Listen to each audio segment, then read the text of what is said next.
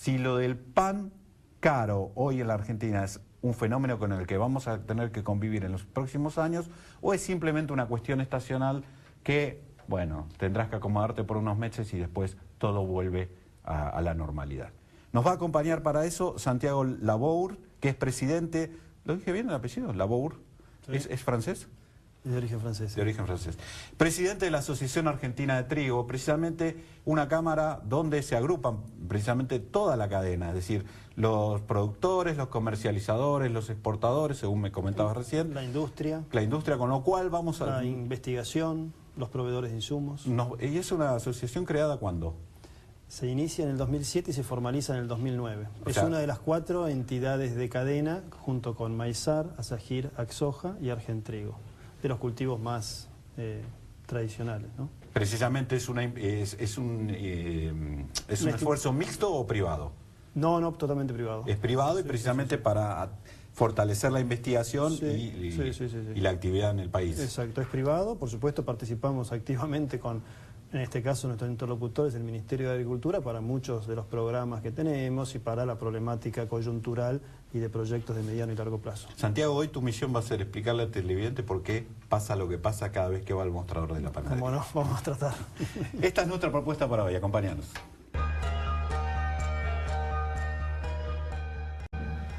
Bueno, Santiago, ¿difícil tarea o fácil? No, yo creo que era previsible esto, estaba cantado. Lamentablemente, además de que era previsible, se venía anunciando de diferentes sectores y por supuesto nosotros desde Argentrigo, ¿no? O sea que, además de la previsibilidad, lo que uno no puede definir es cuándo se va a producir una situación de complicación en serio que aprenda en serio las alarmas, vendría a ser, ¿no? Yo decía cantado en el sentido de que venimos de la campaña, de la peor campaña, la peor cosecha de trigo en 100 años en la Argentina. Ahí yo me tomaría unos minutos para transmitir en forma lo más entendible pasado lo que ha estado pasando, ¿no? En la forma casi de cuento de niños, ¿no? Que parece un cuento de niños, pero es muy gráfico y muy claro, y creo que por lo menos vamos a poder darle un marco a después algunos otros temas. Lo que no me gusta de esa metáfora es que va a tener un final cruel, Estamos mezclando niños, sí, está muy bien. No, esto se inicia con interferencias o intervenciones del gobierno en el comercio de trigo, ¿no? Hablemos de trigo porque hay otros productos que también están la carne, el maíz, en general, digamos. Y ahora se ha complicado la economía en general. Yo venía pensando en estos días que nosotros estamos con este conflicto de intervención en el comercio, ya sea de exportación y de importación, desde el año 2006, y creo que la economía en general se metió en esta problemática hace 2 o 3 años, ¿no? Pero nosotros los del sector agroindustrial, viviendo desde el año 2006. Por supuesto, como somos un sector más de la economía, tenía poca trascendencia. Lo que sucedió fue que empezó a interferir en el mercado de trigo. ¿Cómo fue esa interferencia? Argentina producía 15 millones de toneladas de trigo, ¿no? Hablemos de 15, para no hablar de millones de toneladas, que la gente por ahí se pierde. Hablemos de 15, Argentina producía 15, ¿no? Los argentinos necesitamos... Con ese nivel de producción, ¿qué jugador éramos en el mundo, en la producción mundial? Bueno, producción mundial hay muchos productores, éramos un jugador importante en lo que es exportación. Como somos una población baja y producimos mucho, nuestro rol es en lo que es exportación. Productores, hay regiones y países que producen mucho pero consumen mucho. ¿Y en términos de exportaciones entonces? Bueno, supimos estar en el segundo o tercer lugar y hoy estamos... Es para tener una referencia.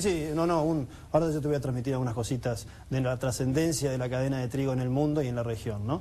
Pero bueno, vos decías, situabas entonces en 2006. Argentina produce 15 de este producto, ¿no? 15 millones de toneladas, 15.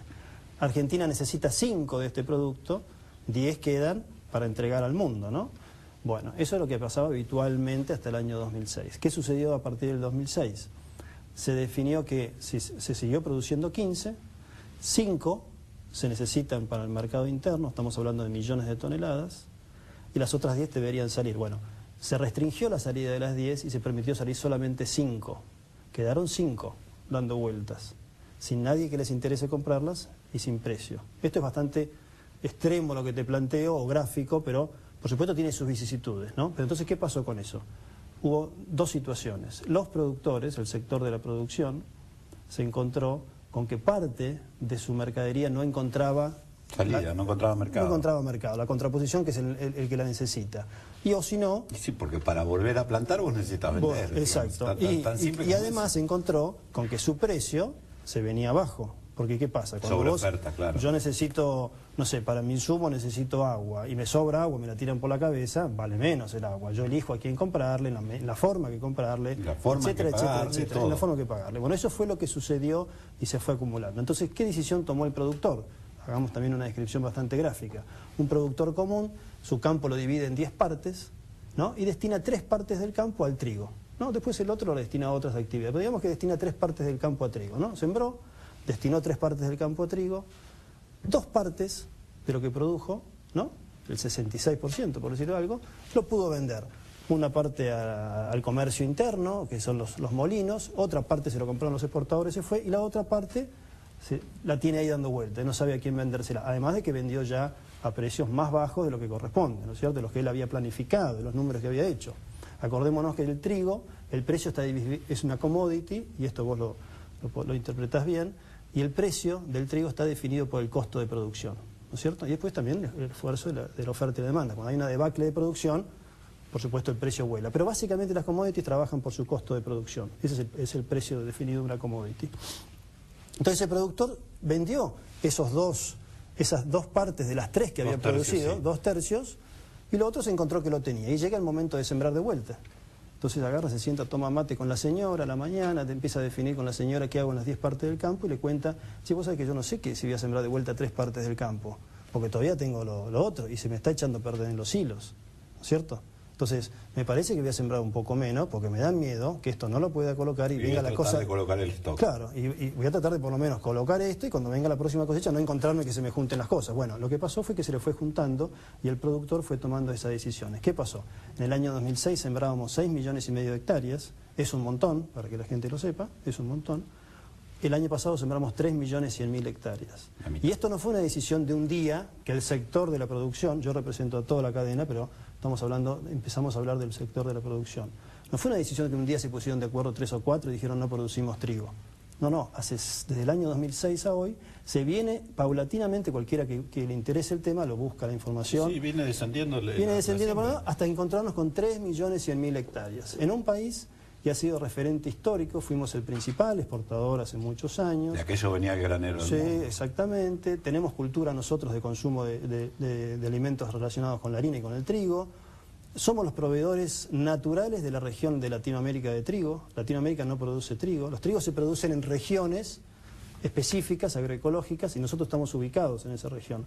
El resto de Latinoamérica se va hacia los trópicos y ahí se pierde la posibilidad de producir trigo. Nosotros somos los proveedores de trigo, de harina y de esos productos naturales de trigo de la región y después, por supuesto, del mundo. Entonces, volviendo al tema, nos fuimos encontrando, bueno, estas políticas que básicamente son las restricciones al comercio, después si querés profundizamos en qué consisten, pero básicamente son impedir que se venda o que se venda al exterior parte de lo que se produce, con diferentes excusas que fueron de alguna manera cambiando en el transcurso de los años. Tampoco hubo un mensaje claro, no hubo un acuerdo en donde se juntaron todos, el gobierno y la cadena, y dijeron, che, vamos a actuar de esta manera para provocar esto. No, de ninguna manera. Se definió unilateralmente por parte del gobierno políticas sin acuerdo entre nadie. Entonces, ¿eso qué hace? El productor trata de resolver su problema. Se empieza a irte el trigo y empieza a encontrar otras actividades. Esto no es sano para nadie, ni para el productor, ni para el país, ni para el mundo, que también nos va a reclamar en algún momento que no estamos asumiendo nuestro rol de productores de alimentos para el mundo. Eso es a lo que me refería en el comienzo cuando decía sigue asignando el mercado, que es una asignación natural que termina siendo sabia en el sentido de que equilibra las cosas, pero precisamente la razón del Estado es que cuando se producen situaciones de este tipo debiera intermediar, porque los más expuestos ante esta clase de picos son precisamente los consumidores, el ciudadano común, el trabajador, que le horadan el salario ahora pagando el pan a $3. Exactamente.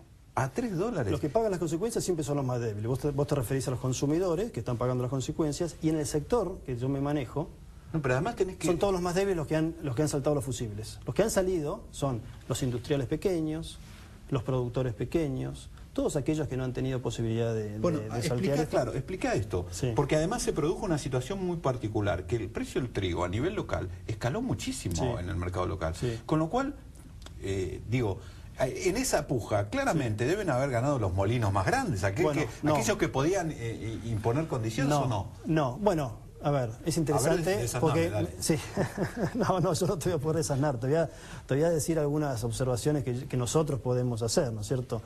Hoy, ¿qué está pasando? Vamos a hablar de lo que está sucediendo hoy, ¿no es cierto? Hoy hay un precio de trigo muy alto, que significa un precio de harina alto y que significa un precio de pan alto. ¿Cuáles son el precio de trigo? Bueno, ahora está, por ejemplo... El precio, lo que figura en el mercado a término son 400, creo que estos días bajó 470, 480, pero la realidad a nivel negocios concretos estamos hablando de 450, 440, en esos valores está. ¿Estamos hablando en pesos por tonelada? Perdón, dólares por tonelada. En dólares por tonelada. Perdón, dólares por tonelada, que lo traducimos desde 2100, aquellas regiones que tienen bastante trigo, que naturalmente, hasta 2.700 pesos, 2.800 las regiones donde falta trigo y hay mucha demanda de trigo, ¿no? ¿Y la bolsa de harina? Bolsa de harina está rondando los 270 pesos. ¿Y estaba el año pasado? Y se hablaba de 100 pesos, ¿no es cierto? Y toda la etapa que hubo compensaciones a la industria molinera, una bolsa, si no mal no recuerdo, no sé si no era de 40 pesos, toda la etapa de compensación que fue del 2006 o 2007 hasta el 2009, 2010, por ahí que ahí se terminaron las compensaciones. Pero bueno, subió todo. Y por supuesto el pan pasó de 2 pesos, 2 pesos y algo, a lo que cada uno sabe lo que vale el pan, ¿no? Que la gente sabe más que nosotros cuánto vale el pan, ¿no? Sí, yo lo pago 18 pesos. Por eso, bueno, ahí tenés, en el Gran Buenos Aires. Ahí tenés un valor. Entonces, en esto volvemos a lo mismo, nadie gana. Hay muchos perdedores y nadie gana. ¿Por qué el trigo vale lo que vale? Porque hay poco, ¿no es cierto? Y además, yo quiero hacer una observación porque aprovecho tu espacio.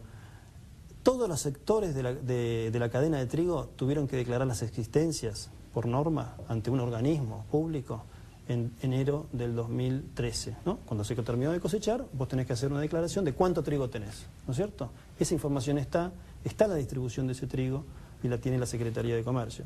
La Secretaría de Comercio no la publica y no es pública. Ellos la tienen, pero no es pública. Entonces eso, el hecho de que falte información, genera todavía más ansiedad en el mercado y expectativas de que puede llegar a no haber. Incluso estos días hemos estado viendo, no alcanza el trigo, tenemos que importar, habrás leído en algún lugar. Sí, bueno, ese es el punto de lo que más me alarma. Tenemos que ir a un corte, por eso voy a cerrar con un concepto y volvemos sobre el tema. La complicidad ciudadana que se ha notado en los últimos años con esta tendencia del gobierno a ocultar datos, digo, no sabemos los precios de la economía, de referencia de la economía, no sabemos qué mide el INDEC, no sabemos las estadísticas de inseguridad o de delitos, o se conocen tarde. Todos los datos acá que debieran ser públicos cada vez son más secretos. Vamos al corte porque voy a tener que tomar un poco de agua. Pero eso es un dato también. Es un tema que hace a la falta de planificación en la previsión de la economía, que hace que sucedan estas cosas, que las terminamos pagando otra vez, insisto con este concepto, los ciudadanos de a pie. Volvemos en un segundo.